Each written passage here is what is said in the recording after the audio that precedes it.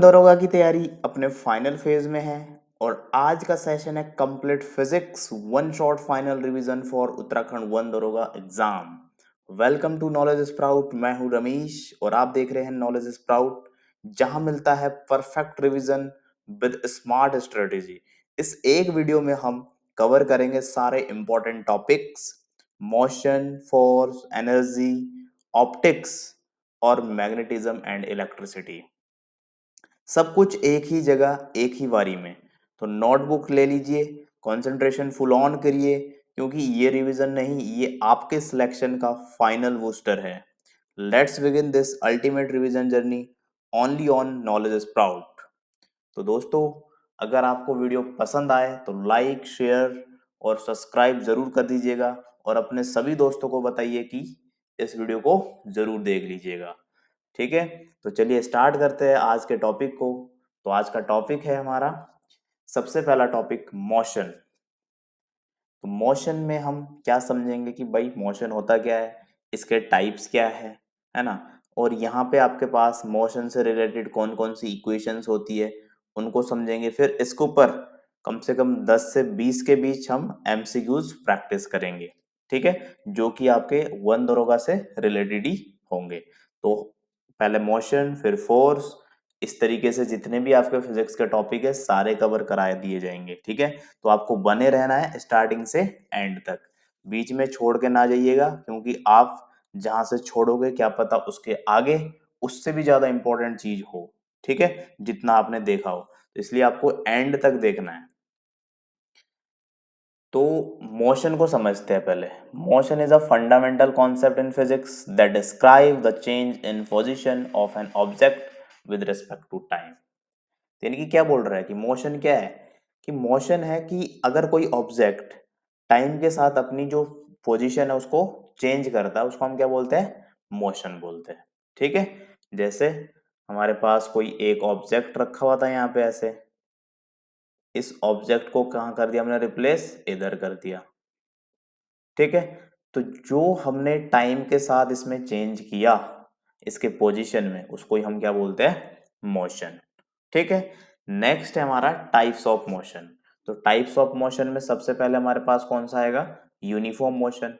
Uniform motion क्या होता है, जैसे कि आपको नाम से ही पता चल रहा है कि जहां पर कुछ भी चेंजेस नहीं हो रहे होंगे, बट किसमें, स्पीड में। जब आपकी स्पीड यहाँ पे कांस्टेंट हो, ठीक है, तो उसको हम क्या बोलते हैं, यूनिफॉर्म मोशन। एग्जाम्पल के लिए, अगर आप कोई गाड़ी चला रहे, कार, बाइक, स्कूटी, जो भी, ठीक है, तो अगर आपने स्टार्टिंग से एंड तक 20 किलोमीटर पर आवर की स्पीड से चलाए जा रहे हो, ठीक, तो अपने आप में कैसे स्पीड है, कांस्टेंट है। ठीक, बट अगर आपने क्या किया, पहले 20, फिर थोड़ा बढ़ाया, 50 गए, 70 गए, फिर वापस कम कर रहे, तो वो किस में आएगा, नॉन यूनिफॉर्म मोशन में। क्यों, क्योंकि यहाँ पे हम क्या कर रहे हैं, यहाँ पे हम स्पीड में चेंज कर रहे हैं, तो इनकी स्पीड कांस्टेंट नहीं है, तो इसको हम क्या बोलते हैं, नॉन यूनिफॉर्म मोशन। ठीक है, नेक्स्ट हमारा डिस्टेंस एंड डिस्प्लेसमेंट। डिस्टेंस क्या होती है, it is the total path length covered by an object. मतलब क्या हुआ, जैसे आप दिल्ली से देहरादून आए, ठीक है, तो आपने कुछ लेंथ जो है वो ट्रेवल करी ना, वही आपकी क्या है, डिस्टेंस है। यानी कि जितना भी आपने जो जो लेंथ थी जो कवर करी है ना, वो हमारी क्या होती है, डिस्टेंस होती है। और ध्यान रखना, डिस्टेंस हमेशा कैसी क्वांटिटी है, स्केलर क्वांटिटी। क्यों, क्योंकि यहाँ पे सिर्फ मैग्नीट्यूड होता है, डायरेक्शन नहीं होती है, इसलिए ध्यान रखिएगा कि स्केलर क्वांटिटी होती है डिस्टेंस। ठीक है, अगला है डिस्प्लेसमेंट। अब डिस्प्लेसमेंट क्या होता है, it refers to change in position of an object and has both magnitude and direction. ये क्या रेफर करेगा, कि जो भी ऑब्जेक्ट हो उसमें चेंजेस आया, ठीक है, बट यहाँ पे दोनों चीजें आपको ध्यान रखनी है कि इसका मैग्नीट्यूड भी होता है और डायरेक्शन भी होता है। तो इसका मतलब ये क्या है, वेक्टर क्वांटिटी। तो आपको यहाँ से एक चीज और कंफर्म होगी कि स्केलर क्वांटिटी कौन सी होती है, जिसमें सिर्फ मैग्नीट्यूड होता है, और वेक्टर क्वांटिटी होती है जिसमें मैग्नीट्यूड भी हो और डायरेक्शन भी हो। ठीक है, अब डिस्प्लेसमेंट जीरो भी हो सकता है, ठीक, पॉजिटिव भी हो सकता है, नेगेटिव भी हो सकता है। तो ये बात भी आपको ध्यान रखनी है। जीरो किस कंडीशन में होगा, जब initial and final position are the same. अगर इनिशियल और फाइनल पोजीशन आपकी सेम हो जाए तो आप क्या बोलोगे कि डिस्प्लेसमेंट क्या है जीरो। ठीक है। नेक्स्ट है आपके पास speed and velocity. Speed and velocity. अब स्पीड क्या होती है? It is the rate at which an object covers distance. मतलब जितना आपने डिस्टेंस ट्रेवल किया किसी टाइम के दौरान, है ना। जैसे मैं बोलूंगा कि आप अपने घर से गए 5 किलोमीटर की डिस्टेंस पे, ठीक है। तो 5 किलोमीटर की डिस्टेंस कितने टाइम में आपने ट्रेवल करी? आपने बोला कि हमने उसको 15 मिनट में ट्रेवल कर लिया। ठीक है। अब आप यहां से अपनी स्पीड कैलकुलेट कर सकते हो। कैसे? आपके पास था 5 किलोमीटर, आपने बोला 15 मिनट, बट यहाँ पे एक चीज ध्यान रखना कि जो आपका टाइम है उसको आप पहले किस में कन्वर्ट कर लोगे? आर में। ठीक है। तो आपके पास जो स्पीड आएगी उसको हम कैसे निकालेंगे? Distance upon time. तो 5 किलोमीटर अपॉन 15 मिनट को किस में कन्वर्ट कर देंगे? आर में। तो 15/60। क्यों? क्योंकि 1 घंटे में कितने मिनट होते हैं? 60 मिनट होते हैं। ठीक है। तो ये बात आपने ध्यान रखनी है। तो अब यहां से आपसे पूछा जा सकता है कि भाई बताओ स्पीड कैसी क्वांटिटी है? तो आप ध्यान रखना ये भी स्केलर क्वांटिटी है। ठीक है। क्यों? यहाँ पे भी सिर्फ मैग्नीट्यूड देखा जाता है, यहाँ पे डायरेक्शन नहीं देखी जाती है। अब आता है वेलोसिटी। अब वेलोसिटी क्या होता है? अब वेलोसिटी ध्यान रखना, वेलोसिटी क्या होती है? Rate of change of displacement with respect to time is called velocity. ठीक है। और वेलोसिटी क्या कैसी क्वांटिटी होती है? Vector quantity. क्यों? क्योंकि यहाँ पे मैग्नीट्यूड और डायरेक्शन दोनों इंपॉर्टेंट होते हैं। ठीक है। क्योंकि इसकी डायरेक्शन भी है और मैग्नीट्यूड भी है, तो इसका मतलब जिसमें दोनों चीजें हैं तो क्या है? वेक्टर क्वांटिटी है। तो वेलोसिटी भी कैसी क्वांटिटी है आपकी? Vector quantity. अब आपसे ये भी पूछा जा सकता है what is the SI unit of velocity? इसकी एसआई यूनिट क्या होती है? मीटर पर सेकंड। ठीक। अब आपके माइंड में क्वेश्चन आ रहा होगा कि स्पीड का भी तो यही बनेगा, मीटर पर सेकंड। देखो यहाँ पे स्पीड के लिए भी जब आप इसकी यूनिट लिखोगे तो वो भी क्या बनेगी? मीटर पर सेकंड। और यहाँ पे भी मीटर पर सेकंड, है ना। आना चाहिए क्वेश्चन माइंड में। बट ये डिफरेंट कैसे हुए? तो हमने बोला ना कि ये वेक्टर क्वांटिटी है और ये स्केलर क्वांटिटी है। कौन? स्पीड।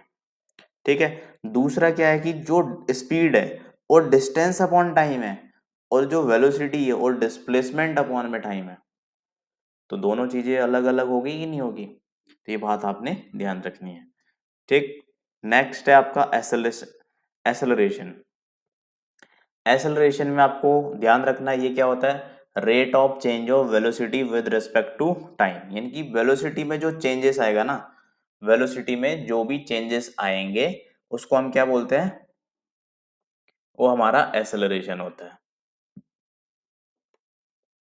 इसको आप ऐसे भी लिख सकते हो, rate of change of velocity with respect to time.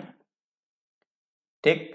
तो यानी कि यहाँ पे क्या बन जाएगा? मीटर पर सेकंड होता है आपका वेलोसिटी, और टाइम आपका होता है सेकंड में। तो इसके पास यहाँ पे आपके पास बन जाएगा मीटर पर सेकंड स्क्वायर। मतलब इसकी जो ऐसा यूनिट है वो आपको ध्यान रखनी है, क्या बनेगी? मीटर पर सेकंड स्क्वायर। ठीक है। और एसेलरेशन कैन बी पॉजिटिव और नेगेटिव। मतलब ये पॉजिटिव भी हो सकता है और नेगेटिव भी हो सकता है। ठीक है। पॉजिटिव कब होगा? जब ये स्पीडिंग अप, मतलब आप स्पीड को बढ़ा रहे हैं। नेगेटिव कब होगा? जब आप उसको स्लो डाउन कर रहे हैं। ठीक है। ये बात आपको ध्यान रखनी है। नेक्स्ट है डिस्टेंस टाइम ग्राफ्स। ठीक है।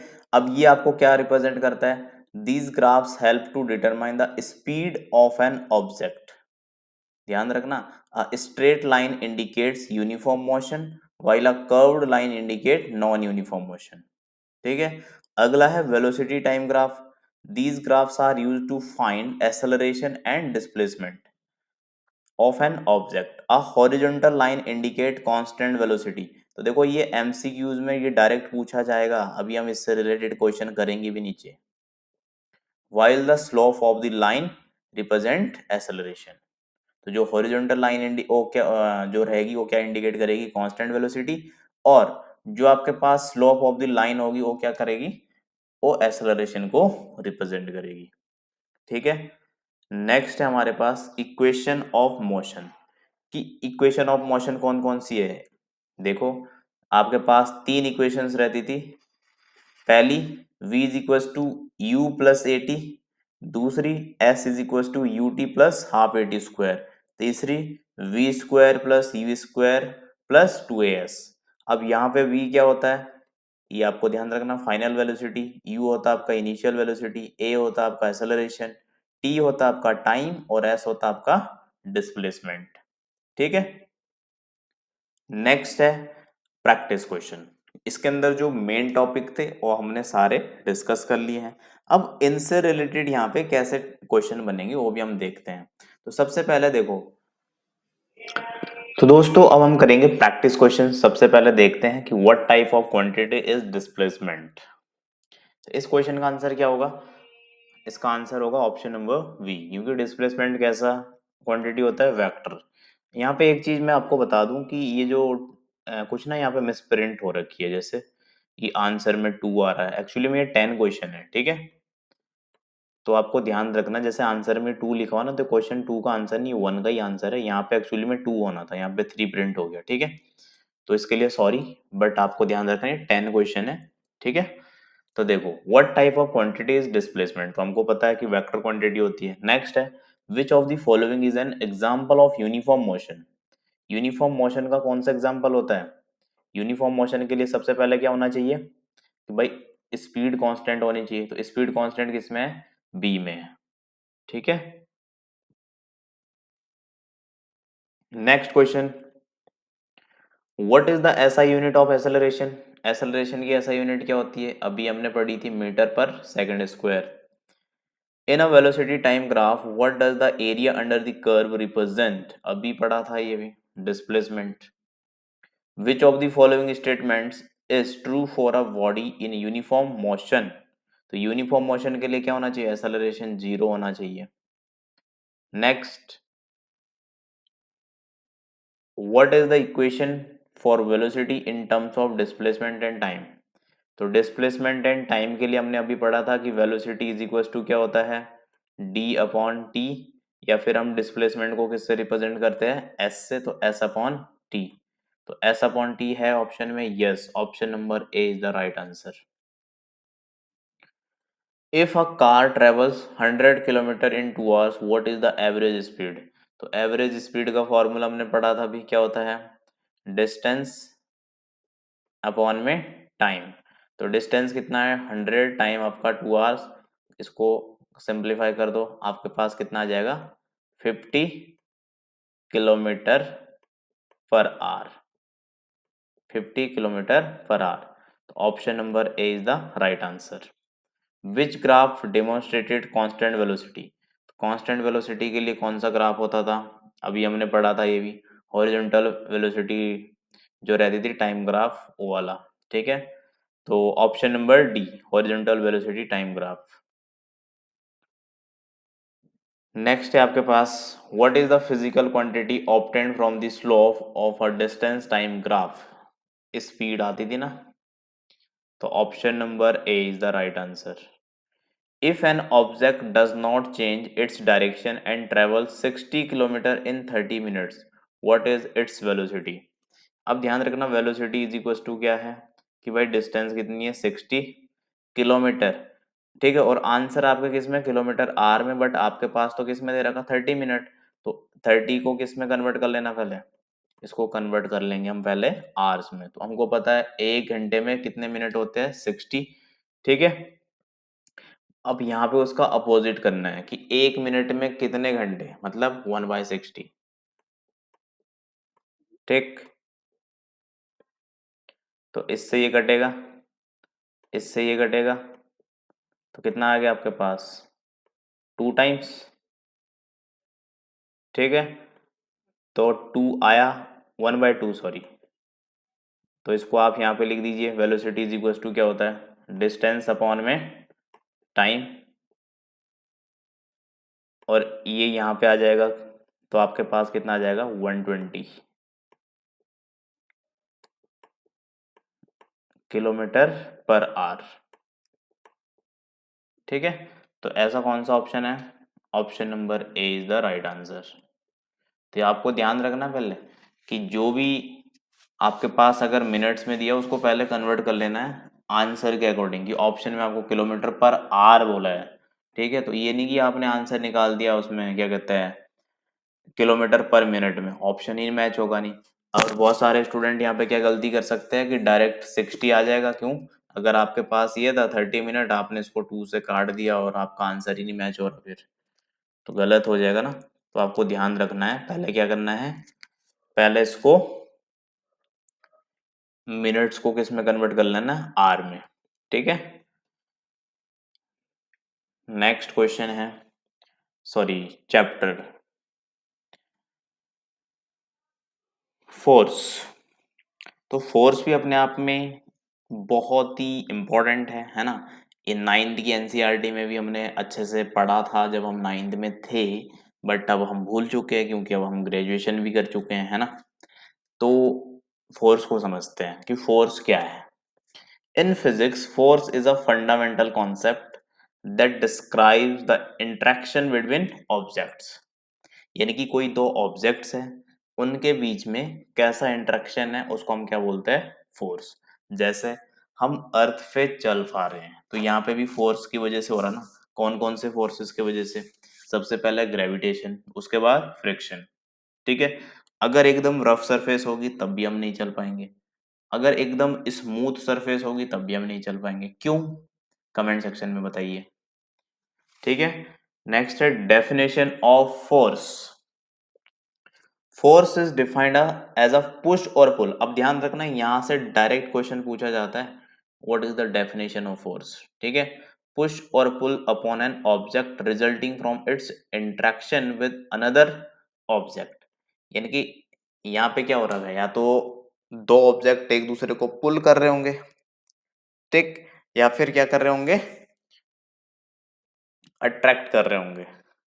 ठीक है, जैसे हम इलेक्ट्रोस्टैटिक फोर्स पढ़ते हैं, तो इलेक्ट्रोस्टैटिक में क्या होता है कि जो दो चार्जेस है, अगर तो पॉजिटिव पॉजिटिव चार्जेस है तो क्या करेंगे, एक दूसरे को रिपेल करते हैं। एक पॉजिटिव एक नेगेटिव अट्रैक्शन है ना, तो मतलब अट्रैक्ट करेंगे। ठीक, तो यहाँ पे आपको यही कहना चाह रहा है ये कि भाई देखो, आपके पास दो ऑब्जेक्ट होने चाहिए, उनके बीच का जो इंट्रैक्शन है वही आपका फोर्स है। ठीक है, तो force is defined as the push और pull upon an object resulting from its interaction with another object. whenever there is an interaction between two objects, a force is exerted on each of the object. When the interaction ceases, the two objects no longer experience a force only exists as a result of an interaction. ठीक है, तो आपको यहां से बस इतना ध्यान रखना है कि फोर्स क्या है, या तो अट्रैक्टिव हो सकता है या फिर रिपल्सिव हो सकता है। और इसकी डेफिनेशन क्या है कि ये पुश और पुल करेगा किसमें, on an object resulting from its interaction with another object. तो यहाँ पे मतलब दो ऑब्जेक्ट आपको चाहिए ही चाहिए। अगला है इफेक्ट ऑफ फोर्स, कि भाई इफेक्ट क्या है, इसका क्या क्या इफेक्ट हो सकते हैं। तो सबसे पहले change in state of motion. Force can cause an object at rest to move, और it can accelerate a moving object by changing its speed और डायरेक्शन। ठीक है, दूसरा है change in shape and size. अब फोर्स की वजह, अब देखो जैसे आपके पास कोई ऑब्जेक्ट है, आपने उस पर बहुत ऐसा फोर्स लगा दिया तो दब जाएगा ना, तो उसकी शेप भी चेंज हो सकती है, साइज भी चेंज हो सकता है। ठीक है, तो force can change the shape and size of an object, for example compressing spring change its shape.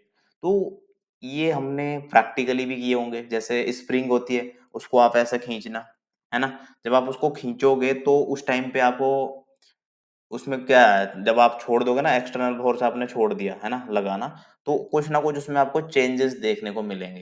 क्या होगा कि वो लेंथ उसकी बढ़ती हुई दिखेगी आपको, कि पहले जितनी लेंथ थी उसके कंपैरिजन में ज्यादा होगी। क्यों? क्योंकि आपने उसको ऐसे खींच दिया, या फिर आपने क्या करी, उसको कंप्रेस कर दिया, है ना, मतलब अपोजिट में फोर्स लगा दिए।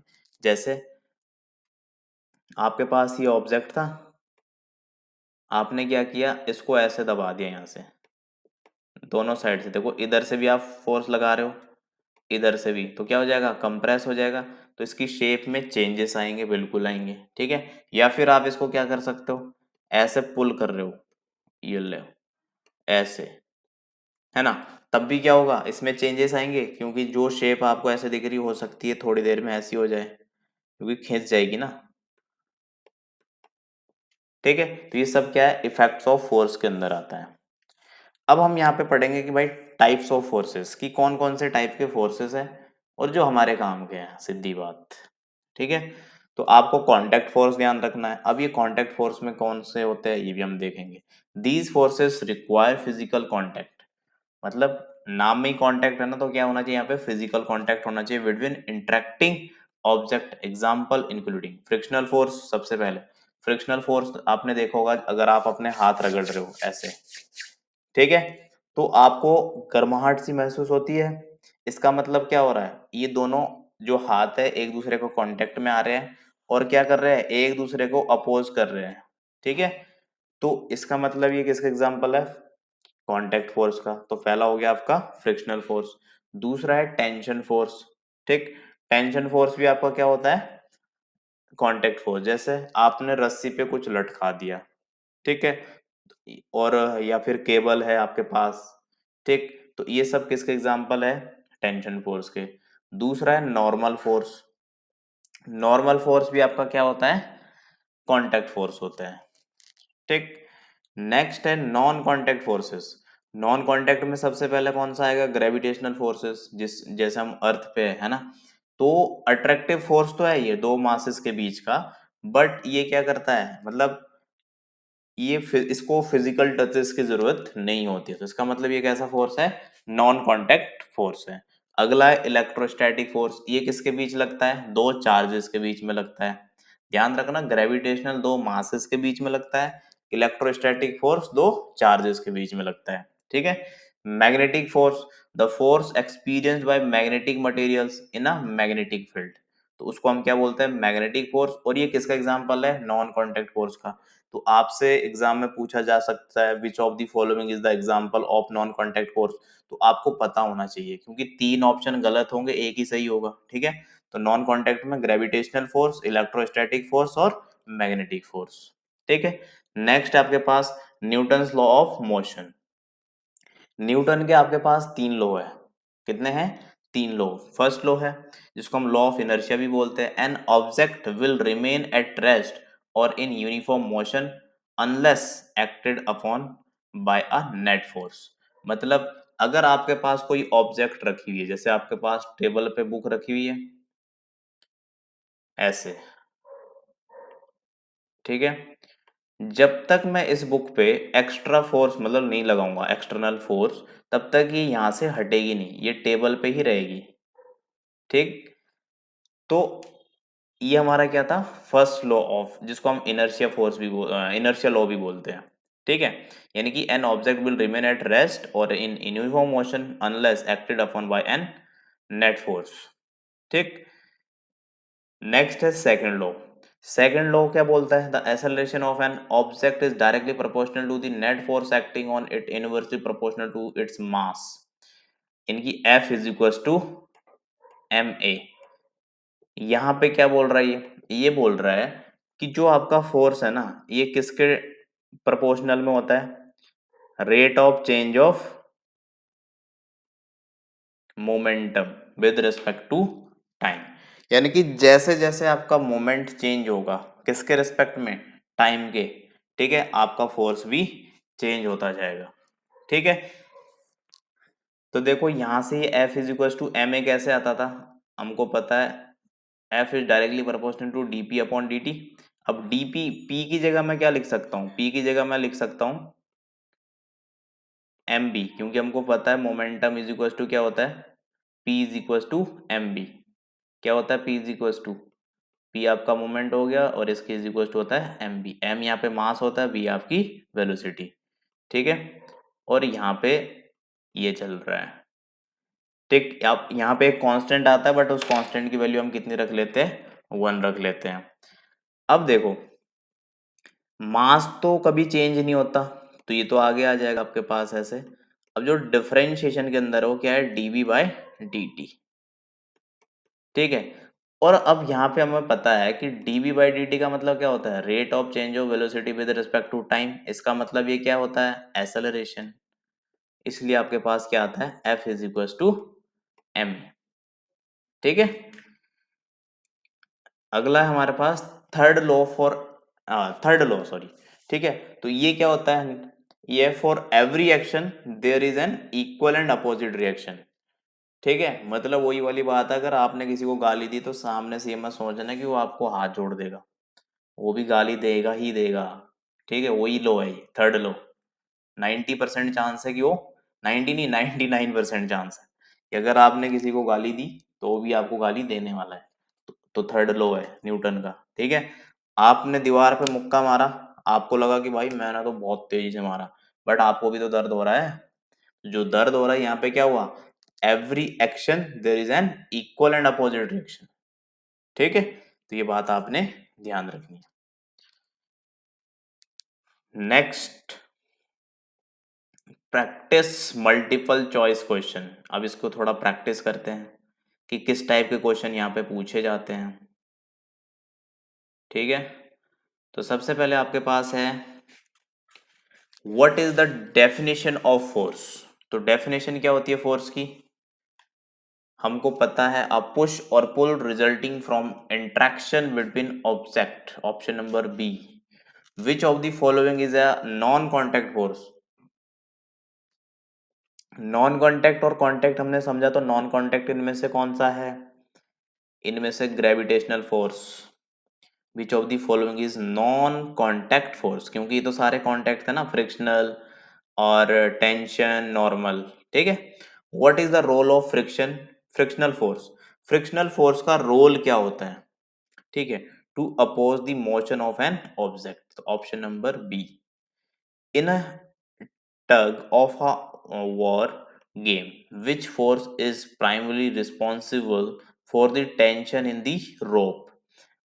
ठीक है, तो अगर आपके पास ऐसा क्वेश्चन पूछा जाए कि टेंशन, तो टेंशन से रिलेटेड अभी हमने कुछ चीजें पढ़ी थी। ठीक है, तो इसका मतलब ये क्या है, टेंशन फोर्स है। रस्सी होगी, केबल होगी, इन सब में जो भी फोर्स लग रहा होगा है ना कांटेक्ट में, उसको हम क्या बोलते हैं, tension force. What does the normal force do for a book resting on a table? Normal force वहां पे क्या करता है, अगर आपने कोई बुक टेबल पे रखी है, ठीक है, तो यहाँ पे ये करता है, उसको बैलेंस करता है। बैलेंस क्या करता है, उसके वेट को बैलेंस करता है। ठीक है, तो it balance the books weight. Which of the following is an example of gravitational force. Gravitational force का एग्जाम्पल कौन है यहाँ पे, अब magnetic attracting iron filing, a book resting on a table, an apple falling from a tree। Yes, option number C is the right answer। What effect do electrostatic force have on objects? What effect do electrostatic force have on object? इसका क्या प्रभाव पड़ेगा, तो they cause objects to move apart और together. मतलब जैसे मैंने आपको बोला था, एक आपके पास क्या है, पॉजिटिव एक नेगेटिव, तो या तो ये एक दूसरे को अट्रैक्ट करेंगे भाई, सिंपल सी बात है। ठीक है, अगर ये दोनों पॉजिटिव है, ठीक, अगर ये दोनों पॉजिटिव है, तब भी एक दूसरे को क्या करेंगे, तब ये रिपल करेंगे, कि ये बोलेगा भाई तू इधर जा, ये बोलेगा भाई तू इधर जा। ठीक है, ये भी हो गया। नेक्स्ट है आपका 8, which force is experienced by magnetic materials in a magnetic field। तो magnetic force, normal force, frictional force, tension force, तो magnetic force. According to Newton's first law of motion, what happens to an object at rest. तो ये भी हमने अभी पढ़ा था, क्या होता है जब वो रेस्ट पे है, it stage at rest unless acted upon by a net force. ठीक है, अ कार ऑफ मास कितना है, एक कार का मास 1000 kg इज एक्सेलरेटिंग 2 मीटर पर second square, what is force exerted by the engine. तो हमने अभी अभी पढ़ा था F इज इक्वल टू क्या होता है, एम ए। तो आप m की जगह m रख दीजिएगा, इनटू a की जगह पे 2 मीटर पर सेकंड स्क्वायर। इन दोनों के मल्टीप्लाई करोगे 2000, तो option number C is the right answer. ठीक है, ये डी पे नहीं सी पे, option number C is the right answer. तो ये इसके नहीं। तो दोस्तों नेक्स्ट टॉपिक है हमारा वर्क एनर्जी एंड पावर। अब इसमें हम क्या क्या चीजें पढ़ेंगे। सबसे पहले हम समझेंगे कि वर्क क्या है, एनर्जी क्या है, पावर क्या है, इनके फॉर्मूलेज क्या है ना, और आपके लिए इसमें क्या इंपॉर्टेंट है, क्योंकि सब कुछ तो आप नहीं पढ़ना और ना ही आप पढ़ सकते हैं, क्योंकि 20 को एग्जाम है। ठीक है, तो जो लिमिटेड चीजें है वो आपको यहाँ से अच्छे से समझनी है और इनसे ही क्वेश्चन बनेंगे आपके। ठीक, तो सबसे पहले है in physics the concept of work energy and power are fundamental to understanding how force cause motion and how energy transferred and transformed. ठीक है, तो सबसे पहले हम किसको समझेंगे, वर्क को, कि वर्क क्या होता है। Work is done when a force cause an object to move in the direction of the force. The formula of work is, अब यहाँ पे क्या बोल रहा है फॉर्मूला, तो ठीक है हम देख लेंगे। पहले हम ये समझेंगे कि वर्क है क्या। Work is done when a force causes an object to move the direction. मतलब आपके पास कोई ऑब्जेक्ट है ना, हम इसको मूव कर रहे थे, अभी तक हम मूव कर रहे थे तो हमने बोला कि भाई मोशन है, बट इस ऑब्जेक्ट को यहां से यहां ले जाने के लिए हमको एनर्जी भी चाहिए, और जो हमने इसको यहां से यहां ले जाया ना, इसको ही तो हमने वर्क बोलते हैं। ठीक है, यानी कि वर्क क्या हुआ कि फोर्स इनटू डिस्प्लेसमेंट, यानी कि आपने कितना फोर्स लगाया और वो फोर्स के डायरेक्शन में डिस्प्लेस हो गया, तो वो हमारा क्या होता है, वर्क डन। राइट, जैसे कोई यहां से इसको इधर खींचेगा तो यहां से यहां आ गया, तो यानी कि फोर्स इनटू डिस्प्लेसमेंट, डिस्प्लेसमेंट कितना हुआ कि इसकी इनिशियल और फाइनल पोजीशन में चेंजेस देखो। ठीक, तो ये आपका क्या है, वर्क। ठीक है, अब यहां पे हम इसको लिखते हैं डॉट एफ डॉट डी। ठीक, अब जब मैं इसको वर्क को डॉट प्रोडक्ट को हटा के, तो मैं इसको ऐसे लिख सकता हूं एफ डी कॉस थीटा। क्यों, क्योंकि हमको पता है a dot b, a dot b किसके इक्वल होता था, magnitude of a magnitude of b cos theta के। ठीक है, तो यहाँ पे एफ डॉट डी था तो मैंने इसकी जगह क्या लिख दिया, ए बी कॉस थीटा। तो ए का काम कौन कर रहा है यहाँ पे, एफ, बी का काम डी, कॉस थीटा अपनी जगह, तो work done is equal to f d cos theta. तो आपको ध्यान रखना है ये बात। तो यहाँ पे W क्या है, वर्क डन, F क्या है, फोर्स अप्लाइड, D क्या है, डिस्प्लेसमेंट, और थीटा क्या है, angle between the force and the direction of displacement. ठीक है, और इसकी ऐसा यूनिट क्या होती है, जूल। तो ये सारी इंफॉर्मेशन आपके बहुत काम की है, तो आई होप आपको ये समझ में आ गई होगी। नेक्स्ट है एनर्जी। और देखो एनर्जी अपने आप में बहुत ही बड़ा टॉपिक है ना, जब हम इसको 11th-12th लेवल पे भी देखते हैं, बट आपके सिलेबस के अकॉर्डिंग कौन कौन सी एनर्जी आपके लिए इंपॉर्टेंट है, हम सिर्फ यहाँ पे वही चीज देखने वाले हैं। तो यहाँ पे भी पहले देखते हैं कि एनर्जी होती क्या है। ठीक, अभी मैं आपको पढ़ा रहा हूँ, है ना, तो पढ़ाने के लिए भी मेरे को क्या चाहिए, एनर्जी चाहिए। अभी कैसी एनर्जी होती है, कमेंट सेक्शन में बताइए, है ना। मैं भाग रहा हूँ, उस समय भी एनर्जी चाहिए, एनर्जी है ना, कौन सी एनर्जी है बताइए आप, है ना। तो सबसे पहले हम समझते हैं कि भाई एनर्जी एक्चुअली में है क्या। Energy is the capacity to do work. तो यानी कि एनर्जी क्या है, किसी वर्क को करने के लिए कैपेसिटी जो हमें चाहिए होती है वही तो हमारी एनर्जी है। हम बोलते नहीं भाई मैं तो थक गया, मेरे से नहीं हो रहा, मतलब क्या हुआ कि कैपेसिटी ही नहीं है, अब एनर्जी खत्म, तो वर्क कैसे होगा, है ना। तो अभी आपको जैसे आप एग्जाम के लिए तैयारी कर रहे हैं, है ना, तो आपकी एनर्जी कैसी होनी चाहिए, बिल्कुल अरे भाई मेरा तो होगा ही होगा, सिलेक्शन होगा। क्यों, क्योंकि आप मेहनत कर रहे हो, है ना। तो ये भी अपने आप में क्या है, एनर्जी है भाई। अब पॉजिटिव एनर्जी, नेगेटिव एनर्जी, है ना। तो energy is the capacity to do work, जो भी आप वर्क कर रहे हो उसके लिए जो कैपेसिटी है वही आपकी एनर्जी है। It exist in various form, ये बहुत सारे फॉर्म्स में होती है, बट यहाँ पे हम कौन कौन सी पढ़ेंगे, काइनेटिक एनर्जी, पोटेंशियल एनर्जी और थर्मल एनर्जी। इनमें से भी जो इस समय आपके लिए इंपॉर्टेंट है सबसे ज्यादा, वो काइनेटिक और पोटेंशियल है। ठीक है। अब काइनेटिक एनर्जी क्या है, kinetic energy is the energy possessed by an object due to its motion। जैसे मैंने बोला ना कि अभी हम दौड़ रहे हैं, तो दौड़ते टाइम जो एनर्जी उसका नाम क्या है, kinetic energy. It is a given by the formula, formula क्या होता है इसका, के ई से हम इसको रिप्रेजेंट करते हैं ऐसे, ठीक, is equal to half M B square. यहाँ पे m क्या होता है, mass of the object, v क्या होता है आपका, वेलोसिटी ऑफ ऑब्जेक्ट। ठीक। नेक्स्ट आपके आती है पोटेंशियल एनर्जी।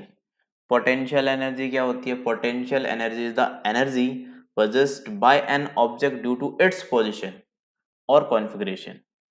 फॉर एग्जांपल, आपके पास क्या है, किसी हाइट पर, ठीक है, आपने कोई ऑब्जेक्ट वहां से ड्रॉप किया, या फिर सिंपल आपने कोई अपने टेबल पे बुक रखी है, बोतल रखी है, या फिर हम जैसे बैठे ही है ना, तो हमारी पोजीशन के वजह से जो एनर्जी है उसको हम क्या बोलते हैं, पोटेंशियल एनर्जी। ठीक है। तो ये क्या रहता है हमारा, पीई से हम इसको रिप्रेजेंट करते हैं एम जी एच। एम क्या होता है यहाँ पे, मास, जी क्या होता है हमारे यहाँ पे, एक्सेलरेशन ड्यू टू ग्रेविटी। अगर देखो सिर्फ एम जी की बात की जाए तो एम जी क्या है, अपने आप में वेट है। ठीक है। यानी कि किसी हाइट पर वेट का मल्टीप्लीकेशन वो हमारा क्या है, पोटेंशियल एनर्जी। ठीक, एच आ गया, तो एच क्या है, the height above the reference point. यानी कि जैसे आपके टेबल से कुछ ऊपर ऐसे, है ना, क्या कहते हैं, आपने किसी हाइट पर कुछ ऑब्जेक्ट रखा है, ठीक है, तो वो आपकी क्या है, हाइट है।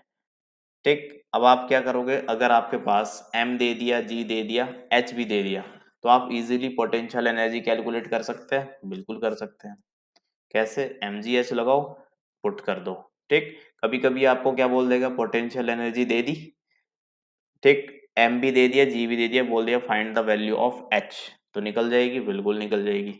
कैसे निकलेगी, पोटेंशियल एनर्जी,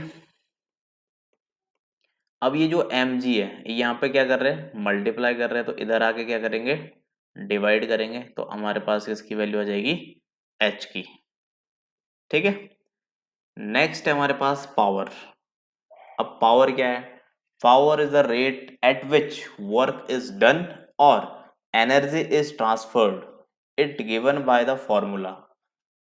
तो देखो पावर बोलते हैं ना कि अबे कितनी पावर है, उठाना जरा इसको, तो वर्क अपॉन टाइम। तो आप इसको ये भी कह सकते हैं, rate of change of work with respect to time, या फिर कह सकते हो ratio of work to time is called power. तो जो आपको अच्छा लगे, तीन चार डेफिनेशन में से उसको याद रख लेना, बट इसका फॉर्मूला जरूर ध्यान रखना, पावर इज इक्वल टू क्या होता है, वर्क डन अपॉन में टाइम। यूनिट ऑफ पावर, इसकी यूनिट क्या होती है, इसकी यूनिट होती है वॉट। पावर की यूनिट हमेशा ध्यान रखना वॉट होती है। ठीक है भाई, where 1 watt equal 1 joule per second. तो ये बात भी आपने ध्यान रखनी है। नेक्स्ट है, इसके ऊपर कुछ क्वेश्चंस। तो देखो यहाँ पे भी एक मिस्टेक हो रखी है। मिस्टेक क्या हो रखी है कि जैसे ऊपर भी था कि यहाँ पे देखो 2 4 एक्स्ट्रा में, एक्चुअली में ये 10 क्वेश्चन है, 20 नहीं है। ठीक है। तो ये 2 यहाँ होना था और 4 यहाँ होना था, 5 तो नंबरिंग में जहाँ पे आंसर के आगे आ रहा ना, ये नहीं है, तो यहाँ पे 10 ही क्वेश्चन है, तो आप अपने हिसाब से ध्यान रखना, 1 2 3 4 5 6 7 8 9 10 है वो। ठीक है। कहीं आप सोच रहे कि 20 क्वेश्चन है, 2 का सीधा आंसर है, नहीं, वो इसी का आंसर है 1 का। Right. What is the unit of work in the international system of units, यानी कि ऐसा यूनिट क्या होती है, किसकी, वर्क की, तो वर्क की ऐसा यूनिट होती है जूल। नेक्स्ट है, which of the following is an expression for kinetic energy. Kinetic energy के लिए एक्सप्रेशन क्या होता है, half M B square. Work is done when, work is done when कब, an object is moved in the direction of the force, हम लिखते हैं ना ऐसे एफ डी। तो वर्क की डेफिनेशन ये होती है, तो इसका option number B is the right answer. Next है, the power of an engine is measured in, power, power की बात हो रही है, जब भी पावर की बात होगी हमेशा आंसर वॉट। ठीक। Which of the following quantities are scalar, scalar quantity कौन है इसमें से, फोर्स, डिस्प्लेसमेंट, वेलोसिटी। तो देखो फोर्स भी वेक्टर क्वांटिटी होती है, डिस्प्लेसमेंट भी, वेलोसिटी भी, तो कौन बचा, वर्क, यानी कि option number C is the right answer. ठीक है।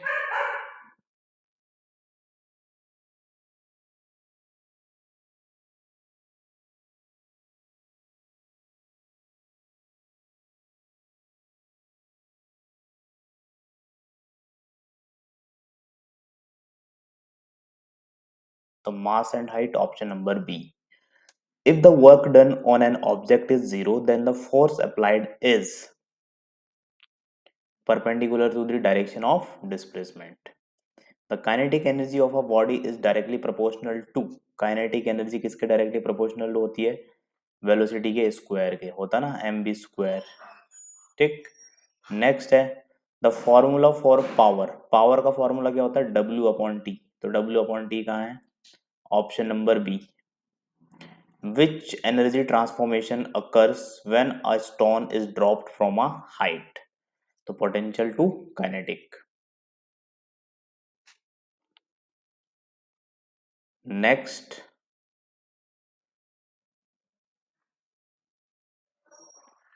gravitation, universal law of gravitation. ठीक। और ग्रेविटेशन लॉ पढ़ने से पहले भी हम समझते हैं कि ग्रेविटेशन होता क्या है। ठीक है। Gravitation is one of the fundamental force of nature that governs the motion of objects.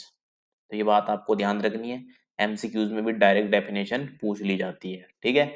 Universal law of gravitation, ये लॉ हमको क्या बताता है, ये लॉ बताता है कि जो भी ऑब्जेक्ट है ना अर्थ के ऊपर, ठीक, यहाँ पे क्या कर रहे हैं, एक दूसरे के बीच में अट्रैक्शन या रिपल्सन लग रहा है। ठीक है। जैसे कि it states that every particle of matter in the universe attract every other particle with a force that is directly proportional to the product of their masses and inversely proportional to the square of the distance between their centers।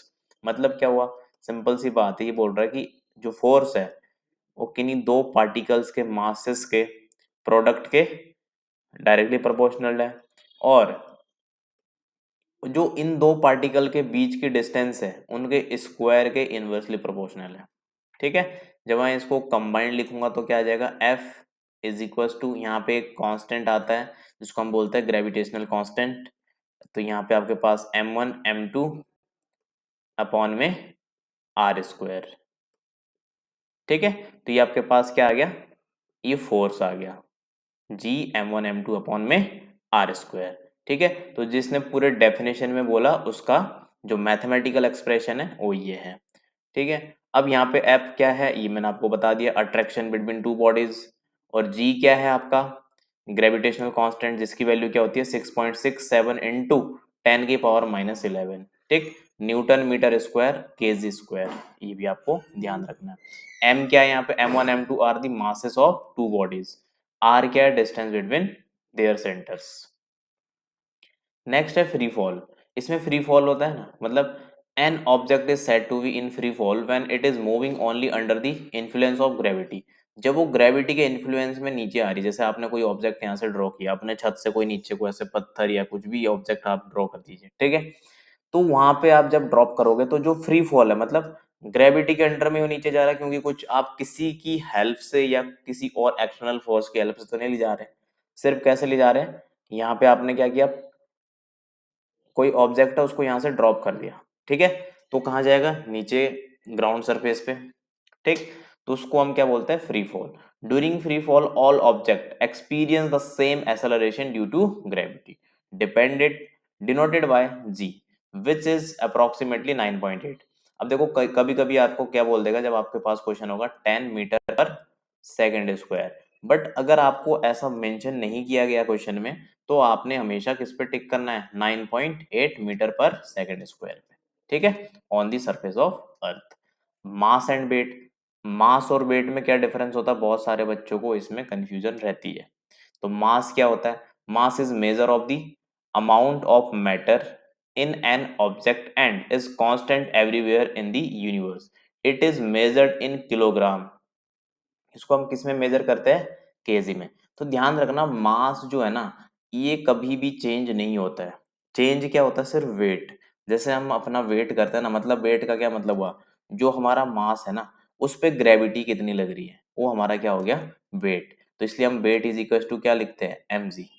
m मतलब मास, और हमारे मास पे कितनी gravity लग रही है, यानी कि 9.8 से हम उसको क्या कर देंगे? मल्टीप्लाई। हमको अपना वेट पता चल जाएगा। तो weight is the force exerted by gravity on an object. It is the product of mass and the acceleration due to gravity. तो ये आपका फॉर्मूला भी आपने ध्यान रखना है। ठीक है, mathematically weight is equal to M G. M क्या है यहाँ पे? Mass of the object. G क्या है? Acceleration due to gravity. Next है gravitational force and pressure. Gravitational force act between all masses on earth. It gives us the sense of weight. Pressure is defined as the force exerted per unit area. तो ध्यान रखना, pressure का formula क्या होता है? Force per unit area. तो ये भी आपको ध्यान रखना है, एफ अपॉन ए। तो यहाँ से छोटे छोटे न्यूमेरिकल बन सकते हैं ना, एक एक मार्क्स के। ठीक है, कैसे? कि आपको बोल दिया कि भाई फोर्स इतना है, एरिया इतना है, आपको प्रेशर कैलकुलेट करना है। या फिर प्रेशर दे दिया आपको और फोर्स दे दिया, आपसे पूछ लिया व्हाट इज द एरिया। ठीक है, तो इस टाइप के जो फॉर्मूले आपने सारे लिख लेने हैं, जितने भी मैं फॉर्मूले आपको बता रहा हूँ। ठीक है, फिर एग्जाम से एक दिन पहले सारे रिवाइज कर लेना, आपका बढ़िया एग्जाम हो जाएगा। नेक्स्ट है multiple choice question. What does the universal law of gravitation state? क्या बोलता है ये? Every object in the universal universe attract every other object. तो option number A is the right answer. Which of the following factors does gravitational force depend on? Gravitational force किस पे depend करता है? Mass of the object and distance between them. क्योंकि हमने formula में देखा ना अभी, m1 m2 है ना, और अपॉन में आर स्क्वायर। तो ये सी पे तो डिपेंड करता है, और चीजें तो है नहीं थी कुछ वहां पे। What is the value of the gravitational constant जी? इसकी वैल्यू हमने अभी अभी पढ़ी थी, 6.67 इंटू 10⁻⁻10। ठीक है, तो option number B is the right answer. Next है what is the weight of an object on the moon compare to the? तो इसका आंसर क्या है? Less than on earth. मतलब जितना हमारा वेट अर्थ पे होगा, जब हम वहाँ कहाँ जाएंगे? चांद पर जाएंगे, तो वहां पे जो हमारा वेट है वो लेस हो जाएगा एज कंपेयर टू अर्थ। ठीक है, कितना हो जाता है? 1/6। Which of the following correctly define mass? तो इनमें से देखो कि मास को अच्छे से कौन डिफाइन कर रहा है? A force exerted by weight by gravity, no. The amount of matter is an object. The weight of an object, ये नहीं है, ये नहीं है, तो option number B is the right answer. What happens to the force of gravity if the distance between two objects is doubled? ठीक है, तो यहाँ पे क्या हो जाएगा? It become 1/4। देखो इसने क्या बोला, What happened to the force of gravity distance between two objects is doubled? मतलब क्या मतलब हुआ? आपने बोला F is directly proportional to 1/r²। ठीक है, इसने बोला कि अगर मैं डिस्टेंस क्या कर दूं, इसकी डबल कर दूं। तो डबल करके देखो जरा, f directly proportional to, double का मतलब क्या हुआ कि भाई आर था, मैंने इसका 2r कर दिया, तो इसका स्क्वायर होगा। ठीक है, तो 2r का स्क्वायर जब आप करोगे तो आपके पास कितना आ जाएगा? 1/4r²। ठीक है, और यहाँ पे एफ है, तो देखो इट बिकम 1/4, तो बन रहा ना 1/4, 1/r। Next, if an object is the free fall, what is the only force acting on it? If an object in free fall, what is the only force acting on it? तो इस पे gravitation, क्योंकि भाई हमने अभी पढ़ा था कि कोई भी ऑब्जेक्ट हम यहाँ से ड्रॉप करेंगे नीचे को, ठीक है, तो किसकी वजह से जाता है? ग्रेविटी की वजह से। तो फ्री फॉल ग्रेविटी की वजह से होता है। What is the weight of 10 kg object on earth? 10 kg object on earth, तो हमने 98 से, क्यों? देखो वेट इज इक्वल टू क्या होता है? mg। ठीक है भाई, m की वैल्यू कितनी है? 10। g हम हमारे पास कितना होता है? 9.8। इन दोनों की मल्टीप्लाई कर दो, कितना आएगा? 98। ठीक, और हमको पता है इसको हम लिखते क्या है? यूनिट इसकी न्यूटन, तो 98 न्यूटन, बात खत्म। नेक्स्ट है what is the acceleration due to gravity on the surface of the earth? Acceleration due to gravity कितनी होती है? 9.8 मीटर पर सेकंड स्क्वायर। ठीक है। क्वेश्चन नंबर जो ये वाला था ना, इसमें एक बात ध्यान रखना, बहुत सारे बच्चे ना अपनी मर्जी से ग्रेविटेशन एक्सेलरेशन कितना ले लेते हैं, 10। तो वो भी इसने दे रखा है यहाँ पे 100। जब तक आपको बताया ना जाए कि 9.8 है कि 10 है, तो आपने 9.8 ही लेना है। अगर उसने मेंशन कर दिया कि 10 लेना, तब तो ठीक है, कोई दिक्कत नहीं है। बट अगर उसने कुछ नहीं बोला तो आपने स्टैंडर्ड 9.8 ही यूज करना है, ठीक है। तो आपने 100 टिक करके नहीं आना, 98 पे टिक करना है। अगर उसने लिखा होता यहाँ पे ब्रैकेट में z इज इक्वल टू 10, तो हमारा आंसर सी होता, ठीक है। ऑप्शन नंबर बी इसका हो गया अगले का, ठीक है। अब नेक्स्ट है, what does the term free fall imply, किसको इम्प्लाई करता है? इसको ये फॉलिंग विदाउट एनी ग्रेविटेशन नहीं, falling under the influence of gravity only, yes. तो ऑप्शन नंबर सी, ठीक है। तो यहाँ तक आपको अच्छे से समझ में आ गया होगा। नेक्स्ट जो हमारा टॉपिक है वो है ऑप्टिक्स। ऑप्टिक्स के अंदर हम रिफ्लेक्शन, रिफ्रैक्शन, मिरर, लेंस, इन सब के फॉर्मूले ये सब समझेंगे, ठीक। ठीक।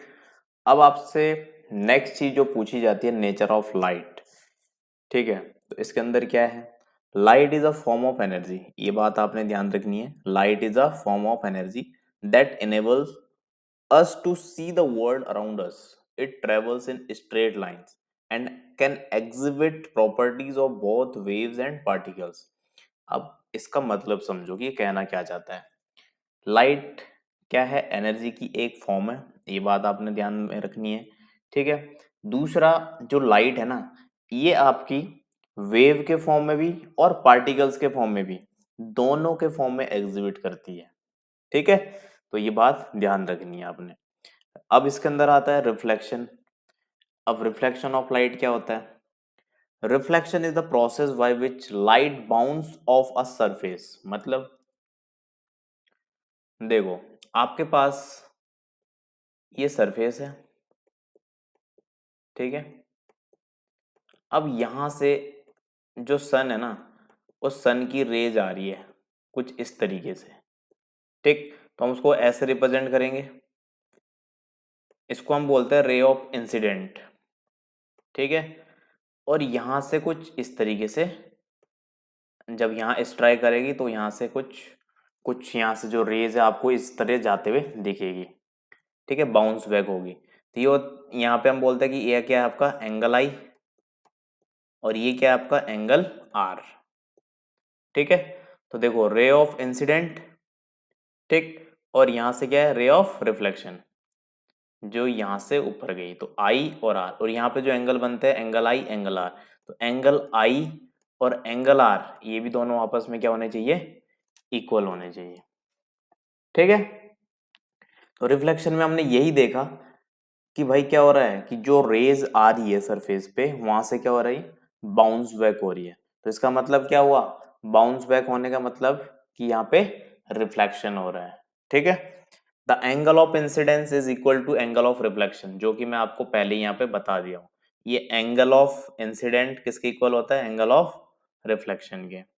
The incident ray, the reflected ray and the normal. अब नॉर्मल कौन सा, ये देखो यहाँ पे आप एक नॉर्मल ऐसे ड्रॉ कर सकते हो, ये 90 डिग्री पे, ठीक है।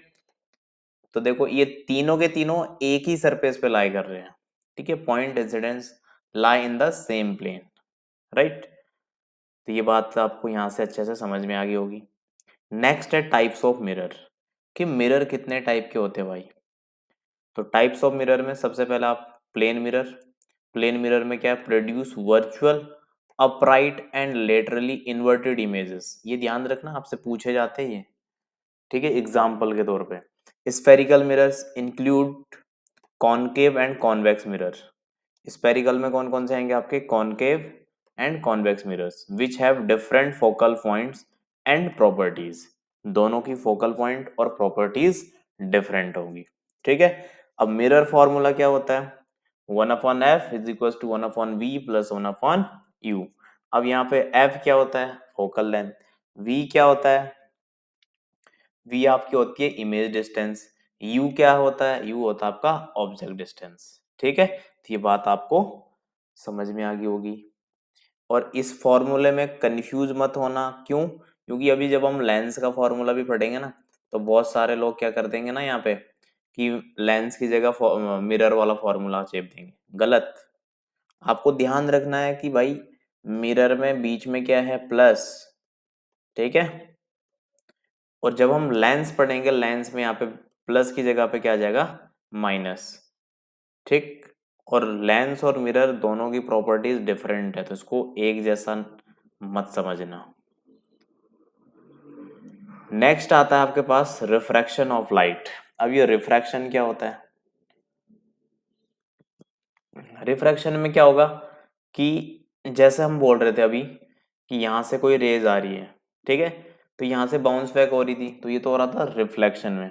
रिफ्रैक्शन में बाउंस बैक नहीं होगी, क्या हो गया, यहाँ से देखो ये आपका नॉर्मल है, तो यहाँ पे ये जो रे है ना, ये नॉर्मल की तरफ ऐसे टिल्ट हो जाएगी यहाँ से, ठीक। तो ध्यान रखना है आपको कि रिफ्लेक्शन और रिफ्रैक्शन दोनों अलग अलग चीजें हैं। Refraction is the vending of light, ठीक। और वो क्या था, वो बाउंस बैक करता था। It passes from one medium to another medium. देखो इसको हम बोलते हैं रेयर मीडियम, इसको हम बोलते हैं डेंस मीडियम, ये वाला पोर्शन, ठीक है। The laws of refraction, Snell's law states. अब देखो इसके अंदर स्नेल्स लॉ भी आता है।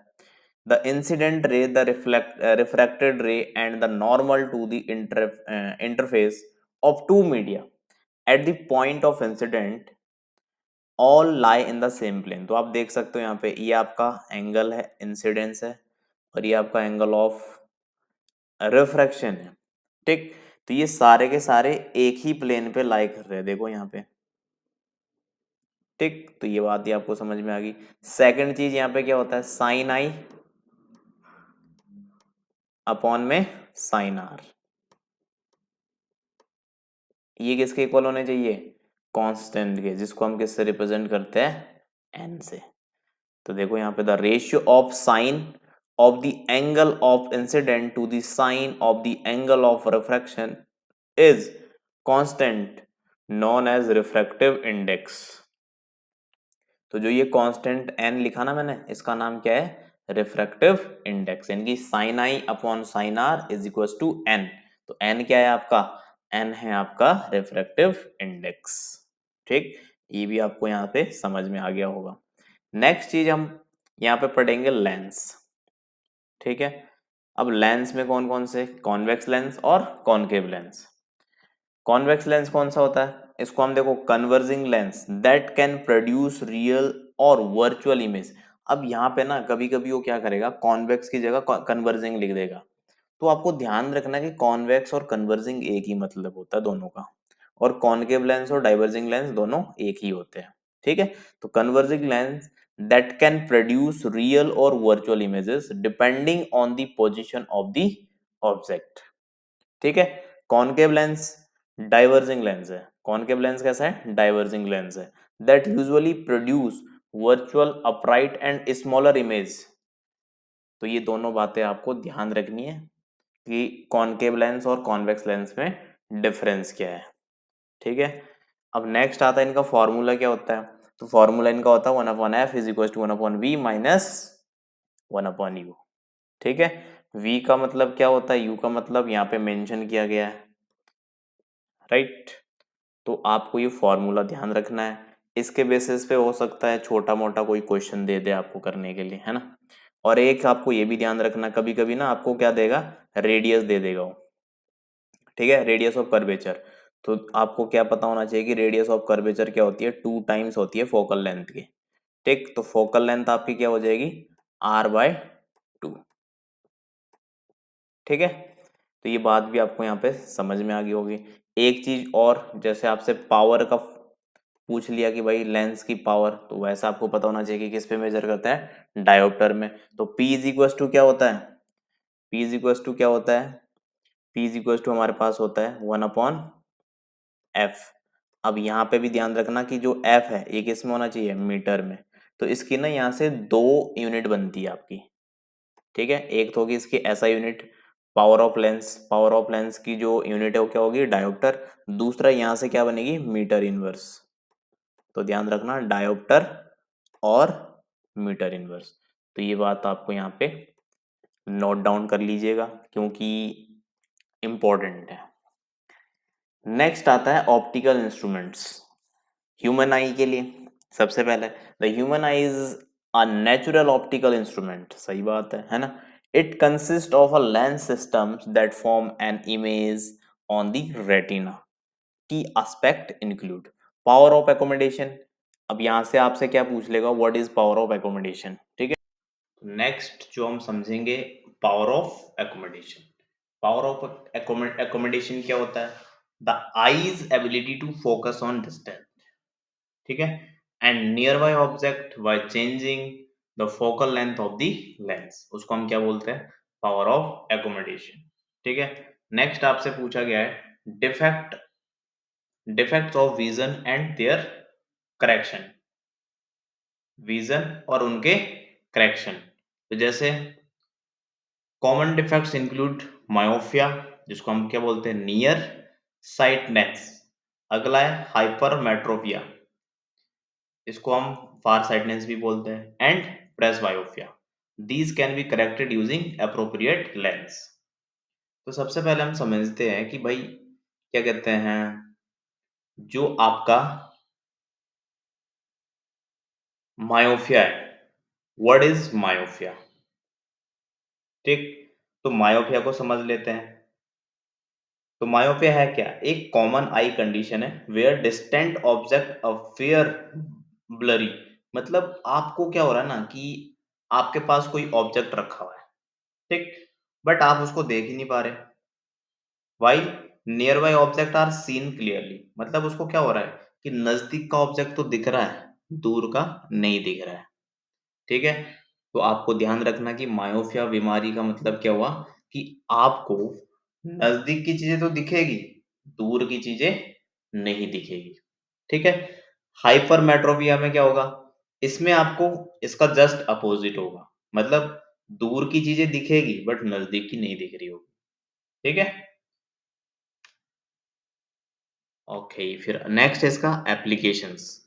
Magnifying glass use a convex lens to enlarge image, telescope use lenses and और mirror to view distant object. Microscope जो है उसको क्यों यूज करते हैं, uses lenses to magnify small object.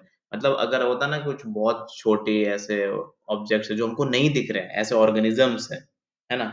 Specially अगर आपने माइक्रोस्कोप की हेल्प से जैसे कभी दही को देखना, ठीक है, तो आपको दिखेगा कि उसके अंदर कितने सारे माइक्रो ऑर्गेनिजम्स हैं, ठीक। बट जब हम उसको नेचुरली ऐसे देख रहे हैं तो हमको मतलब ऐसा लग रहा है ठीक तो है, इसमें तो कुछ नहीं है, नॉर्मल है, ठीक। बट अगर आप उसको देखोगे ना ऐसे माइक्रोस्कोप से तो उसके अंदर छोटे छोटे जितने भी होंगे सब दिखेंगे आपको, ठीक।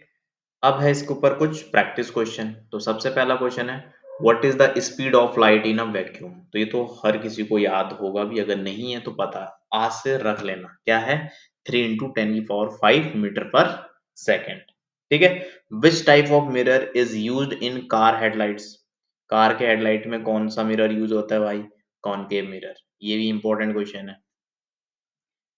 अगला है आपसे पूछा गया है, what is the unit of refractive index.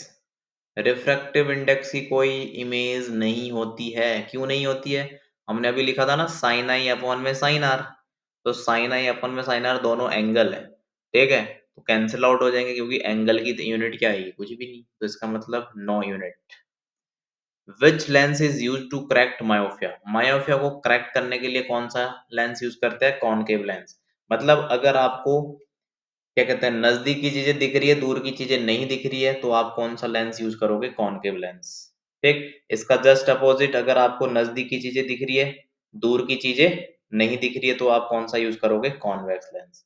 Which phenomenon explains the formation of a rainbow, ठीक है। तो रेनबो किसकी वजह से बनता है, रिफ्रैक्शन एंड डिस्पर्सन की वजह से। Where is the image form in a plane mirror. तो प्लेन मिरर में इमेज कहाँ फॉर्म होती है, behind the mirror. What type of image is formed by a convex lens when the object is placed between the focal point and the lens? Virtual and erect. यहाँ पे ना मैं आपको एक बात बताना चाहूंगा, अगर आपको ये चीज ना थोड़ी समझ में कम आ रही होगी कि यार ये कहाँ से आ गया अचानक, ये what type of image formed है ना, तो आपने क्या करना है, 10th क्लास की एनसीईआरटी है ना, उसमें एक चैप्टर है लाइट। लाइट के अंदर कम से कम उसमें 4-5 फिगर्स है इनके पूरे, कि जब ऑब्जेक्ट इन्फिनिटी पे हो तो क्या होगा, है ना। जैसे अभी इसने ये पूछ लिया, when object is placed between the focal length and the lens, ठीक है, तो कहाँ पे इमेज बनेगी। तो आप एक बार ना उसको जरूर देख लीजिए, क्योंकि अभी टाइम है ना आपके पास, तो मैं आपको बता रहा हूँ कि जो चैप्टर है ना, मतलब सारे चैप्टर नहीं पढ़ने, क्योंकि जो मेन टॉपिक हो तो मैं आपको सारे बता रहा हूँ, तो उसको पर्टिकुलर देखने के लिए कि यार कैसे कैसे हो रहा है बस, ठीक है। Next, the power of a lens is measured इन, तो ये भी मैंने आपको बोल दिया था कि डायोप्टर में, है ना, या फिर मीटर इनवर्स। नेक्स्ट है, which type of image is formed by concave mirror when the object is placed beyond the center of curvature, so real, inverted and smaller. Which of the following is a converging lens? converging lens कौन सा होता है इनमें से, अभी हमने पढ़ा था, concave, convex, cylindrical lens, बायोफोकल lens. तो भाई यहाँ पे हमने पढ़ा था कि जो कन्वर्जिंग लेंस होता है उसका नाम है कॉन्वेक्स लेंस, ठीक है। तो इसके अंदर सारे जो टॉपिक्स थे उसके ऊपर हमने कुछ क्वेश्चंस भी देख लिए हैं। तो मैंने आपको ये भी बोल दिया कि कुछ चीजें आप एनसीईआरटी से भी फॉलो कर सकते हैं, अभी थोड़ा टाइम है आपके पास, ठीक है। बट जितना मैं बता रहा हूँ ये तो करना ही करना है, इसको नहीं छोड़ना कुछ भी, ये तो सारा करना है। नेक्स्ट है आपका साउंड, ठीक। Sound, sound is a form of energy. तो आप सोचोगे कि साउंड ऐसा भी होता था क्या? बिल्कुल होता है भाई, ठीक है। यानी कि अगर मैं अभी बोल रहा हूँ ना, तो ये भी क्या है, मतलब ये भी तो एनर्जी का ही फॉर्म है ना। मतलब अगर मैं कुछ ना बोलूंगा तो कुछ रिकॉर्ड होगा नहीं, है ना, आप तक कुछ पहुंचेगा नहीं, सिंपल सी बात है ना। तो sound is a form of energy that is produced by vibrating bodies and is transmitted through a medium such as air. ये किसके माध्यम से जाता है, एयर, वाटर और solids. It plays a crucial role in communication. Simple सी बात, अभी मैंने आपको समझाया ना कि मैं आपसे बात कर रहा हूँ, ठीक है, इसी वजह से ना कि जो मेरी साउंड है वो आप तक पहुंच पाए। अगर मैं बोल ही नहीं रहा हूँ, सिर्फ ऐसे ही खोल के कुछ लैपटॉप में कर रहा हूँ, है, तो आप तक कुछ पहुंचेगी आवाज, कुछ नहीं। तो यहाँ पे क्या है, कम्युनिकेशन के लिए सबसे इंपॉर्टेंट रोल है इसका। Music and numerous other aspects of daily life, बहुत सारे लाइफ में हमको, अब जैसे आप अभी म्यूजिक ही सुन रहे हो, वो भी तो पहले क्या हो रहा था, कोई गाना गा रहा है ना भाई, तो उसको क्या कर रहा हो, रिकॉर्ड कर रहा है ना।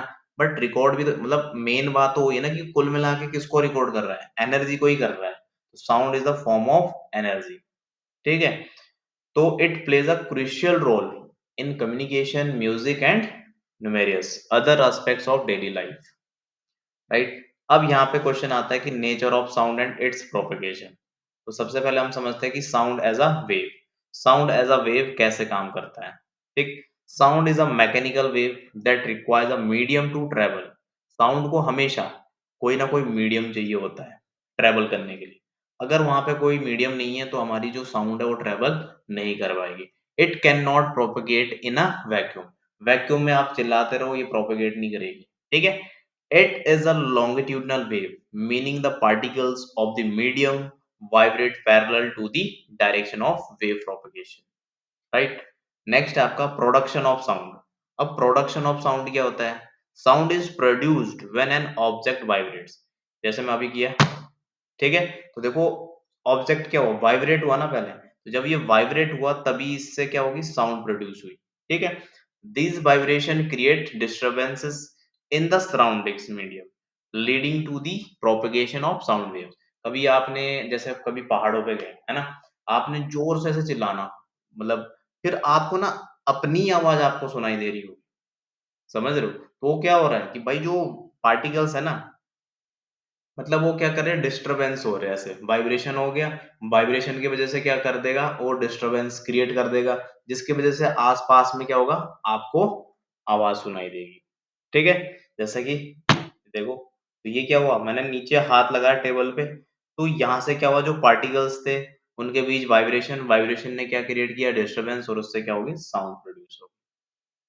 अगला है propagation of sound. Propagation of sound क्या होता है, sound travel through different media, जो साउंड है ना वो डिफरेंट डिफरेंट मीडिया से ट्रेवल करती है, such as solid, liquid and gases. ठीक है। Speed of sound varies in different, अब देखो स्पीड भी है जो साउंड की वो भी वेरी करती है, कहीं पे हमको बहुत जल्दी सुनाई देगा, कहीं पे धीरे में सुनाई देगा, ये किस पे डिपेंड करेगा, मीडियम पे। ठीक है। It is faster in solid, सबसे ज्यादा कहाँ पे, सॉलिड में, slower in liquid and slowest in gases.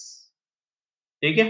तो ये तीनों चीजें भी ध्यान रखना, यहाँ से भी क्वेश्चन बन जाएगा कि कहाँ पर साउंड सबसे ज्यादा, सबसे कम और मॉडरेट। नेक्स्ट है characteristic of sound waves, frequently and pitch. अब ये फ्रीक्वेंसी एंड पिच क्या है? Frequency is the number of oscillation पर सेकंड मेजर्ड इन हर्ट्ज। तो यहाँ पे ऐसा यूनिट आपको मिल गई। ठीक है। और फ्रीक्वेंसी है क्या? नंबर ऑफ ऑसिलेशन पर सेकंड, यानी कि पर सेकंड में जितने ऑसिलेशन हो रहे हैं उसको हम क्या बोलते हैं, फ्रीक्वेंसी। जैसे मैं अभी ऐसे कर रहा हूँ, अब थोड़ी देर, अब इसमें क्या हो रहा है, वाइब्रेशन आ रहे हैं, है ना? यानी कि कितने फ्रीक्वेंसी के साथ, मतलब टाइम में कितना आ रहा है। ठीक है। तो हम उसको क्या बोलेंगे, frequency is the number of oscillation पर सेकंड। तो इसको हम किस में मेजर करते हैं, हर्ट्ज में। इसका एक और एग्जांपल लीजिए, जैसे आपके पास है कोई बॉल है, ठीक है, उसको आप ऊपर नीचे करो ऐसे हाथ से, टक टक टक, है ना? तो जितनी बार वो ऊपर नीचे हो रहा है जितने टाइम पीरियड में, वो उसका क्या है, frequency. Pitch is related to frequency, ये भी फ्रीक्वेंसी से रिलेटेड है। Higher frequency means higher pitch, तो जितनी ज्यादा फ्रीक्वेंसी होगी उतना ज्यादा पिच होगा। ठीक है। एम्पलीट्यूड एंड लाउडनेस, तो एम्पलीट्यूड एंड लाउडनेस को समझते हैं, ये क्या है? Amplitude is the maximum displacement of particle from there mean position. तो ये बात हमको समझ में आ गई कि एम्पलीट्यूड क्या होता है, मैक्सिमम डिस्प्लेसमेंट होता है पार्टिकल का। देखो जैसे हमारे पास ये वेव है, ठीक है, ये, तो ये जो मैक्सिमम ऊपर ऐसे जा रहा ना, ये यही, इसको ही हम क्या बोलते हैं, एम्पलीट्यूड बोलते हैं। ठीक है। और जो ये होता है यहां से लेकर यहाँ के डिस्टेंस, इसको हम लैम्डा से रिप्रेजेंट करते हैं और इसको हम बोलते हैं वेवलेंथ। ठीक। Loudness is related to amplitude, larger amplitude means louder sound, right? Speed of sound in air at room temperature is approximately 344 meter per second. Speed of sound, तो ये भी ध्यान रखना है, पूछ लेगा। It depends on factors like temperature and medium, और ये किस पे डिपेंड करता है, टेम्परेचर एंड मीडियम पे। ठीक है।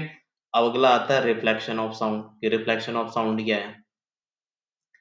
अब पहले आपके पास echo. Echo is the reflection of sound when it hits a surface and return to the listener, उसको हम क्या बोलते हैं, इको बोलते हैं। ठीक है भाई। For an echo to be heard, the minimum distance between the surface, oh sorry, source and the reflecting surface should be 17.2 meters. ये भी याद रखना है। नेक्स्ट है रिवाइब्रेशन। ये क्या होता है? Reverberation is the persistence of sound in a space due to multiple reflections. It is usually undesirable in auditoriums and control using sound absorbing materials. ठीक है। इसी तरीके से आपके पास है application of sounds. Application of sounds कौन कौन से है? सोनार है, म्यूजिकल इंस्ट्रूमेंट है। ठीक है। अब सोनार क्या होता है, इसकी फुल फॉर्म भी पूछ लेते हैं। साउंड नेविगेशन एंड रेंजिंग, इसको हम बोलते हैं sonar. Is a technique that use sound propagation to navigate, communicate और detect object under water. It works by sending sound pulses and measuring the time taken by the echoes to return. तो ये बहुत important है सोनार, इसकी full form याद कर लेना, लिख लो अभी। Musical instrument, different musical instrument produce sound by different methods.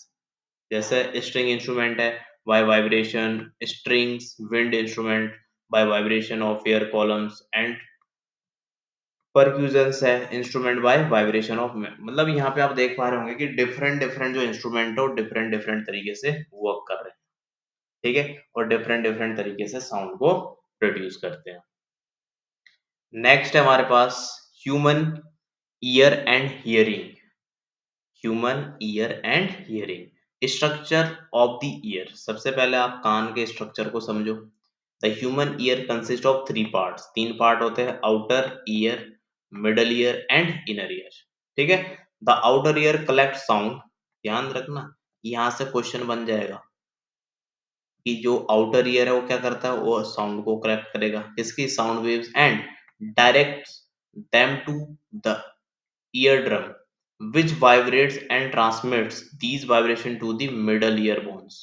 ठीक है, the inner ear converts these vibration into electrical signals that are sent to the brain. तो इन तीनों का क्या क्या काम है आपको अच्छे से समझ में आ गया होगा कि आपके पास यानी कि जो हमारे कान है उसके तीन पार्ट है, आउटर, मिडिल और इनर। तो क्या करेगा, जो आउटर वाला वो कलेक्ट करेगा किसको, साउंड वेव्स को, ठीक है, and direct to them eardrum which vibrates, वो क्या करेगा, वाइब्रेट करेगा, transmit these vibration to the middle ear. मतलब आउटर से कहां पहुंचा, मिडिल ईयर के पास। अब मिडिल क्या करेगा, the inner ear converts the vibration into electrical signals. अब इसने भेज दिया इनर के पास, और इनर क्या करता है, इसको इसको एज अ सिग्नल किसके पास भेज देता है, ब्रेन के पास। ठीक है, इसलिए हमको किसी की वॉइस सुनाई देती है। अब यहाँ पे कुछ क्वेश्चंस देखते हैं। पहला क्वेश्चन है आपके पास, what type of wave is a sound wave, किस टाइप की वेव जो है साउंड वेव है इन चार में से, transverse, longitudinal, electromagnetic, none of the above. इसमें से आंसर है आपका लॉन्गिट्यूडनल, राइट। नेक्स्ट है, what is the unit of frequency, frequency की यूनिट क्या होती है, अभी मैंने आपको बताया। फ्रीक्वेंसी की यूनिट क्या होती है, हर्ट्ज, अभी अभी बताया, ठीक। नेक्स्ट है, which phenomenon explains the persistence of sound in a hall or auditorium। तो यहाँ पे हमने क्या बोला था, रिवर्स है, रिवाइब्रेशन। तो option number B, which factor does not affect the speed of sound, कौन से फैक्टर है जो स्पीड ऑफ साउंड को अफेक्ट नहीं करते हैं, वो है आपकी फ्रीक्वेंसी। ठीक है, टेम्परेचर, मीडियम और प्रेशर इसको इफेक्ट करते हैं। ठीक है, at what temperature is the speed of sound is air approximately, तो यहाँ पे हमने अभी पढ़ा था 20 degree Celsius. Next, what is the minimum distance required to hear an echo, echo के लिए अभी हमने पढ़ा था 17.2 मीटर्स, यानी कि जो ये साउंड है उसको सुनने के लिए हमको कितना चाहिए डिस्टेंस, 17.2 मीटर्स, इससे दूर होगा हमको कुछ नहीं सुनाई देगा। Which part of the year convert sound vibration into electrical signal, अभी हमने पढ़ा था इनर ईयर। ठीक है, इनर ईयर करता ना ये काम, क्या करता है, साउंड वाइब्रेशन को इलेक्ट्रिकल सिग्नल में कन्वर्ट करता है और कहाँ पहुंचा देता है, ब्रेन तक। ठीक है भाई, और ब्रेन सुनता है, तूने मेरे को गाली दी। ठीक है, which of the following is use of sonar, sonar का, डिटेक्टिंग सबमरीन्स, डिटेक्ट मतलब ऑप्शन नंबर ए ही, पहला ही ऑप्शन सही है। नेक्स्ट है, what determines the pitch of a sound, pitch को कौन डिटरमाइन करता है, फ्रीक्वेंसी। अभी हमने पढ़ा था ना कि higher the frequency higher the pitch, अगर फ्रीक्वेंसी लो होगी तो पिच भी लो हो जाएगा। नेक्स्ट है आपके पास, what is the role of the ear drum in ear hearing, hearing के टाइम पे ईयर ड्रम, तो यहाँ पे देखो, to amplifying sound, to convert sound into electrical signal, no, no, to vibrate in response to sound wave, yes, option number C is the right answer. ठीक है, next, electricity and magnetisms, next जो topic है हमारा वो है electricity and magnetism. अब electricity और magnetism जो है ना भाई, यहां से क्वेश्चन आपके ज्यादा आते हैं। ठीक है, तो आपने क्या करना है, कुछ क्वेश्चंस आपने एनसीईआरटी से भी लगा लेने हैं, स्पेशली न्यूमेरिकल, अगर छोटे छोटे जो न्यूमेरिकल रहते हैं ना। और अगर आपको प्रीवियस ईयर क्वेश्चंस की प्रैक्टिस चाहिए तो मुझे कमेंट सेक्शन में बता देना, मैं प्रीवियस ईयर की एक वीडियो मतलब 1 या 2 घंटे की बढ़िया करके उसमें 3-4 साल के हम आराम से डिस्कस कर लेंगे। 100 से 200 तो ऐसी हो जाएंगे, मतलब 300 क्वेश्चन मान के चलो, 300 क्वेश्चन हम आसानी से 2 घंटे के अंदर डिस्कस कर सकते हैं। ठीक है, बट मुझे कमेंट सेक्शन में जरूर बताना कि आपको एक ऐसी वीडियो चाहिए कि जिसके अंदर हम पिछले जो 4-5 क्वेश्चन पेपर है ना, उनके मतलब 100 से 300 के बीच या 300 क्वेश्चन पूरे-पूरे, उनका एक पूरा पैकेज लेके आऊँगा फिर आपके लिए। बट शर्त ये है कि आपको इस वीडियो को लाइक, शेयर और सब्सक्राइब कर देना है और भेजना है लोगों तक जितने भी आपके दोस्त हैं, है ना? बोलो उनको कि भाई देखो काम की चीज़ है, राइट? और कमेंट सेक्शन में बताना भी है कि चाहिए कि नहीं चाहिए क्या प्रीवियस ईयर की वीडियो। तो चलिए अब नेक्स्ट टॉपिक पे इलेक्ट्रिसिटी एंड मैग्नेटिज्म। अब इसमें भी हम सबसे पहले क्या समझेंगे इलेक्ट्रिसिटी। भाई देखो इलेक्ट्रिसिटी तो एक ऐसा वो है ना टॉपिक जो हमारे लाइफ से बहुत ज्यादा जुड़ा हुआ है ना। अभी क्या कहते हैं अगर हमारा फोन है जो लैपटॉप है ना चार्ज ना हो तो हम कुछ कर ही नहीं पाएंगे, है ना। ये सब के पीछे क्या है इलेक्ट्रिसिटी। तो इलेक्ट्रिसिटी के अंदर भी हम अब क्या पढ़ते हैं इलेक्ट्रिक करंट। इलेक्ट्रिक करंट क्या होता है भाई? तो electric current is the flow of electric charge, यानी कि इलेक्ट्रिक चार्ज के फ्लो को ही हम क्या बोलते हैं इलेक्ट्रिक करंट। ध्यान रखना इस बात को। In a conductor this charge is carried by electrons moving through the wire. ठीक है। The electric current I is measured in amperes and is calculated by the formula। तो हमको पता है I is equals to क्या होता है? I is equals to होता है Q अपॉन T। ये आपने ध्यान रखना है। Q यहाँ पे क्या है? चार्ज है। T क्या है यहाँ पे? टाइम है किसमें? सेकंड में। और I क्या है हमारा यहाँ पे? करंट किसमें? एम्पियर में। ठीक है। ये कूलम, ये सेकंड और ये ampere. Okay. Next potential difference. Potential difference इसको हम किससे रिप्रेजेंट करते हैं? V से। पोटेंशियल डिफरेंस और voltage is the work done to move a unit charge from one point to another. It is measured in volts and can be calculated using the formula. तो ध्यान रखना potential difference हम कैसे calculate करते हैं? V is equal to W upon Q। तो देखो आपके पास अच्छे खासे फॉर्मूले अब तक बन चुके होंगे। ये सारे फॉर्मूले आपने रिवाइज कर लेने हैं, नहीं तो अभी आपको लगेगा कि अरे बढ़िया भाई मजा आ रहा है, सब समझ में आ रहा है ना। और एक दो दिन तक अगर आप इसको रिवाइज नहीं करोगे सब भूल जाओगे जितने फॉर्मूले लिख रहे हो अभी। ठीक है। Next Ohm's law. Ohm's law में क्या होता है? V is equal to I R, यानी कि V is directly proportional to I। तो ये आपस में क्या रहते हैं? प्रोपोर्शनल में रहते हैं V और I। Where V is the voltage, I is the current and R is the resistance measured in ohm. तो रेजिस्टेंस को हमेशा ओम में ऐसे मेजर करते हैं, इसका सिंबल है। नेक्स्ट आपके पास आता है रेजिस्टेंस एंड रेजिस्टिविटी। कि रेजिस्टेंस क्या होता है और उसकी रेजिस्टिविटी क्या होती है। तो इसके लिए फॉर्मूला क्या होता है? R इज इक्वल टू रो ए और सॉरी रो एल अपॉन, यहाँ पे इसको इरेज करते हैं पहले, रो एल अपॉन में ए। ठीक। ये फॉर्मूला आपको ध्यान रखना है। अब यहाँ पे जो ये रो है ना, रो यही तो आपकी क्या है? रेजिस्टिविटी। फॉर्मूला क्या है? R is equal to rho L upon A. ठीक। तो आपको क्या ध्यान रखना है कि जो यहाँ पे रो है ना यही हमारी क्या है? रेजिस्टिविटी है।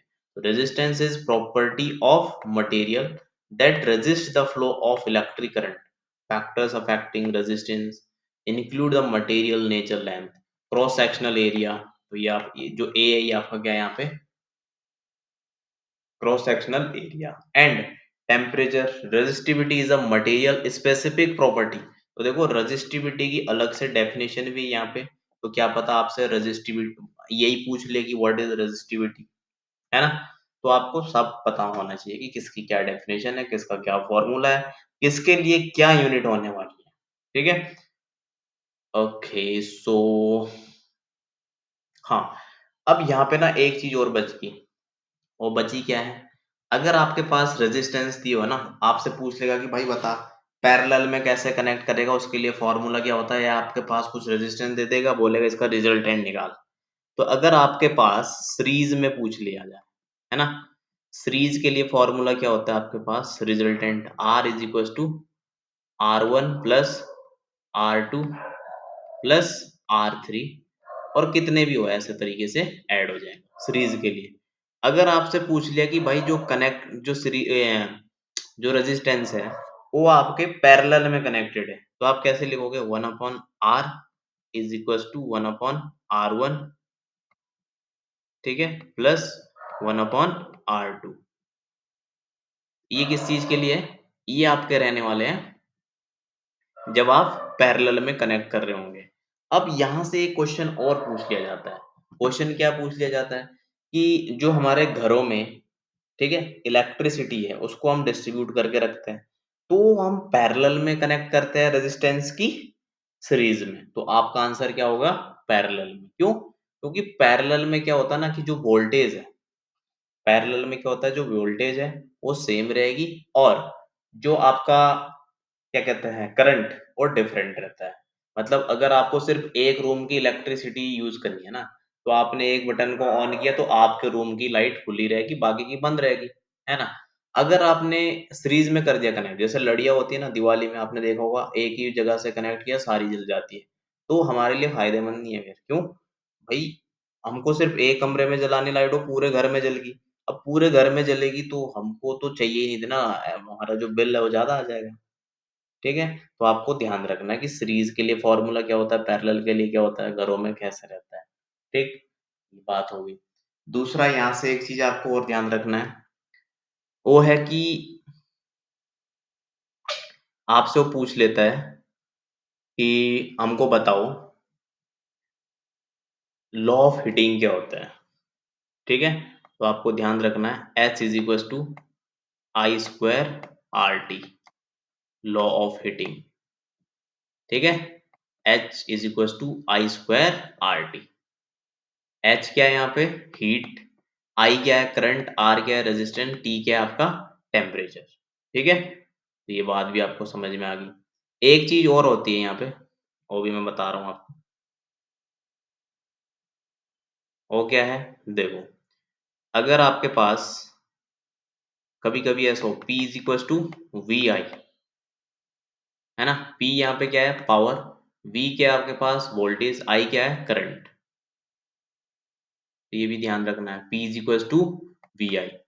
अब यहाँ से आपके पास और क्या फॉर्मूला बन सकता है? P इज इक्वल टू, अब मुझे ये पता है कि V इज इक्वल टू क्या होता है? IR, ठीक है। अब अगर मैं V की जगह यहाँ पे IR रख दूं, तो मेरे पास क्या बन जाएगा? IR, और एक I पहले से ही था, तो यहाँ से मेरे पास फॉर्मूला बन जाएगा I²R। तो यानी कि अगर आपसे पूछ लिया जाए कि भाई बता पावर और रेजिस्टेंस में क्या रिलेशन होता है, तो P is equal to I²R, यानी कि पावर जो यहाँ पे है ये डायरेक्टली प्रोपोर्शनल है किसके? रेजिस्टेंस, ठीक है। ओके, तो ये बात भी आपको समझ में आ गई। नेक्स्ट आपके पास है मैग्नेटिज्म। अब ये मैग्नेटिज्म क्या होता है भाई? A magnetic field is a region around a magnetic material or a moving electric charge within which the force of magnetism acts. The magnetic field is represented by the field lines that form closed loop. देखो simple सी बात ये बोल रहा है कि close loop कैसे find करता है। ये देखो ना कि आपके पास एक मैग्नेट है ना। तो ये क्या कर रहा है, जो भी आसपास में ऐसे ऑब्जेक्ट होंगे ना जिनको अट्रैक्ट करेगा, कर लेगा वो। जैसे आयरन है ना। अब ये कैसे कर रहा है, मेन मुद्दा ये कि कर कैसे रहा है। तो यहाँ पे इसने यही बोला कि मैग्नेटिक फील्ड क्या है? Is a region around a magnetic material और a moving electric charge with in which the force of magnetism acts, ठीक है। यानी कि यहाँ पे आपके दो पोल होते हैं, नॉर्थ और साउथ। तो नॉर्थ पोल, अगर इधर आपने नॉर्थ कर दिया, तो नॉर्थ नॉर्थ एक दूसरे को क्या कर देगा? रिपेल कर देगा, ठीक। और नॉर्थ साउथ एक दूसरे को क्या करते हैं? अट्रैक्ट करते हैं। देखो नॉर्थ से ऐसे जाएगी आपकी रेज, और ये साउथ की तरफ, जैसे चार्ज में होता है ना पॉजिटिव टू नेगेटिव, तो यहाँ पे भी ऐसे ही होता है, ठीक है। और यहाँ पे कुछ इस तरीके से, और यहाँ पे उल्टा होता है, यहाँ पे साउथ से नॉर्थ, ठीक। तो ये बात आपको ध्यान रखनी है। अगला ये आपसे पूछ रहा है मैग्नेटिक फोर्स। तो मैग्नेटिक फोर्स के लिए आपको फॉर्मूला पता है, F is equal to V V Q, ऐसे याद रखना। ठीक है, साइन थीटा। यानी कि the magnetic force on a moving charge is the force experienced by the charge in a magnetic field. The direction of force is given by the right hand rule. अब ये right hand rule होता था, और एक आपने पढ़ा होगा left hand rule. ठीक है, तो यहाँ पे जो डायरेक्शन हम करते हैं कैलकुलेट, वो किसकी हेल्प से करते हैं? Right hand. इलेक्ट्रोमैग्नेटिज्म। अब ये इलेक्ट्रोमैग्नेटिज्म क्या होता है भाई? Electromagnetism is the interaction between electricity and magnetism. यानी कि इलेक्ट्रिसिटी और मैग्नेटिज्म के बीच का जो इंटरेक्शन होता है, उसको हम क्या बोलते हैं? Electromagnetism. An electric current passing through a wire produce a magnetic field which can be used in device like motors and generators। तो ध्यान रखना ये बात। ये कहाँ कहाँ यूज होता है? मोटर्स, यानी कि जो मोटर होती है ना घर पे, पानी से जब बोला भाई पानी नहीं आ रहा, मोटर ऑन कर दो, है, उसी मोटर की बात हो रही है। तो यहाँ पे क्या है? इलेक्ट्रोमैग्नेटिज्म का यूज होता है। कैसे होता है? इनके बीच में इंट्रैक्शन होता है। किन के बीच में? इलेक्ट्रिसिटी और मैग्नेटिज्म के बीच में। ठीक। नेक्स्ट है electromagnetic induction. Electromagnetic induction is the process by which a changing magnetic field induce an electric current in a conductor. This principle used in transformer and generator। अब देखो यहां से जो क्वेश्चन है ना, वो आपके ये बनने वाले हैं कि what is the example of electromagnetic induction. ठीक है, या फिर पूछ सकता है कि which principle follow by transformer और जनरेटर्स। ठीक, तो ध्यान रखना। और जो ट्रांसफार्मर है ना, इस ट्रांसफार्मर में आप ये भी कह सकते हैं कि म्यूचुअल इंडक्शन का ये फॉलो करता है यहाँ पे रूल। ठीक है, ट्रांसफार्मर। अब इसके ऊपर कुछ क्वेश्चंस देखते हैं, और आई होप यहाँ तक आपको सब समझ में भी आ गया होगा। और इतने ही आपके सिलेबस में टॉपिक भी लिखे हुए थे। जितना मैंने आपका सिलेबस देखा था, उस सिलेबस के अकॉर्डिंग इतने ही टॉपिक थे, और कोई उसमें टॉपिक है भी नहीं है। ठीक है, बट अगर फिर भी कोई छूट गया होगा तो कमेंट सेक्शन में जरूर बता देना भाई लोग, जरूर। ठीक है, मल्टीपल चॉइस क्वेश्चंस देखते हैं। What is the unit of electric current? Electric current की यूनिट क्या होती है भाई? एम्पियर। बहुत बढ़िया। दूसरा है Ohm's law is represented by which formula? Ohm's law कौन से फॉर्मूले से रिप्रेजेंट किया जाता है? V is equal to I R. Which of the following factors does not affect the resistance of a conductor? तो ये क्या है? कलर इसका आंसर होगा। Which of the following factor does not affect the resistance of a conductor? तो यहाँ पे आपका जो आंसर है वो है कलर। ठीक है, what is the direction of the magnetic force on a moving charge determined by? तो ऑप्शन देखो आपके पास, left hand, right hand rule, ohm's law. तो देखो ओम्स और कूलम तो पहले ही नहीं है ना, इन दो में से कोई आंसर होगा। तो इसने बोला what is the direction of the magnetic force. तो मैग्नेटिक फोर्स हमने अभी पढ़ा था, राइट हैंड से करते हैं। ठीक, which device use the principle of electromagnetic induction? Electromagnetic induction देखो ऑप्शन नीचे अभी पढ़ा था हमने, transformer. What is the SI unit of potential difference? Volt. Next, which of the following materials is typically used as a conductor? Used as a conductor, तो भाई copper को use करते हैं। What happens to the resistance if the length of a wire is double? अगर length of wire double कर दी जाए तो क्या होगा? किस चीज की बात कर रहा है? जो हमने अभी फॉर्मूला पढ़ा था कि डबल हो जाएगी। कैसे? देखो आर इज इक्वल टू क्या पढ़ा था हमने? रो एल अपॉन में ए, यही पढ़ा था। अब इसने बोला कि what happen to the resistance if the length of wire is double? अगर मैं लेंथ इसकी डबल कर देता हूं, देखो R इज इक्वल टू रो, और L की जगह क्या हो जाएगा? 12 अपॉन में A। तो सिंपल सी बात है ना भाई, डबल हो गया ना कि, देखो। तो यहाँ पे हम क्या लिख देंगे? Double. Length of wire should length of wire is doubled, तो यहाँ पे हमको क्या दिखा? ये रेजिस्टेंस भी क्या हो गया? डबल हो गया भाई। Next, in which direction do magnetic field lines flow outside a magnet? Outside a magnet, north to south। तो ये अभी मैंने बना के दिखाया था कि मैग्नेटिक फील्ड लाइंस आपकी नॉर्थ टू साउथ जाती है। और electric field lines positive to negative charge. ठीक है, ये बात ध्यान रखनी है। Which of the following is not property of magnetic field lines? Magnetic field lines की प्रॉपर्टी इनमें से कौन नहीं है? दे नेवर इंटरसेक्ट, ठीक, दे फॉर्म क्लोज लूप, ये भी है, ये भी है। अगला क्या बोल रहा, they originate from the south pole, they originate from south pole, बिल्कुल सही बात है भाई, है ना, ये गलत है ना। इसने बोला कि विच of the following is not property, ये तो अलग चीज होगी ना।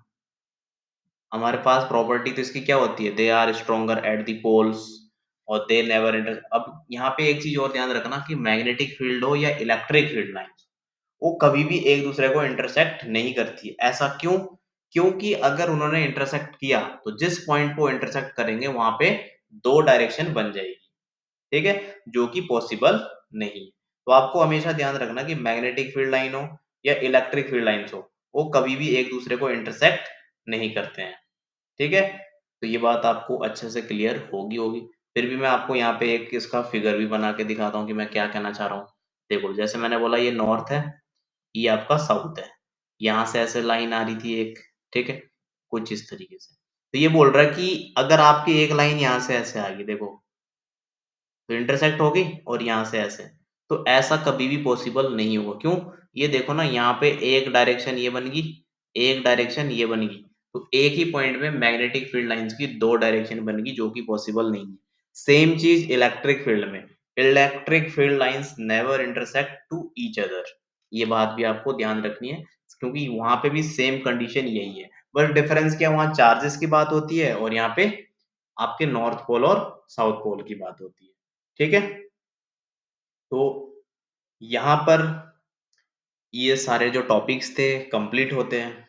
तो दोस्तों, ये था उत्तराखंड वन दरोगा फिजिक्स का complete one shot final revision. ठीक है, अगर आपने ध्यान से ये वीडियो देखा है तो आपका रिवीजन 100% कंप्लीट हो चुका है। अब बस थोड़ा सेल्फ प्रैक्टिस, थोड़ा रिवीजन और सिलेक्शन आपका पक्का। अगर वीडियो हेल्पफुल लगा हो तो लाइक, शेयर और नॉलेज स्प्राउट को सब्सक्राइब करना ना भूलें, क्योंकि यही है आपकी final destination for smart preparation. मिलते हैं नेक्स्ट पावरफुल सेशन में। Till the till then, keep learning, keep growing with Knowledge Sprout. Thank you so much.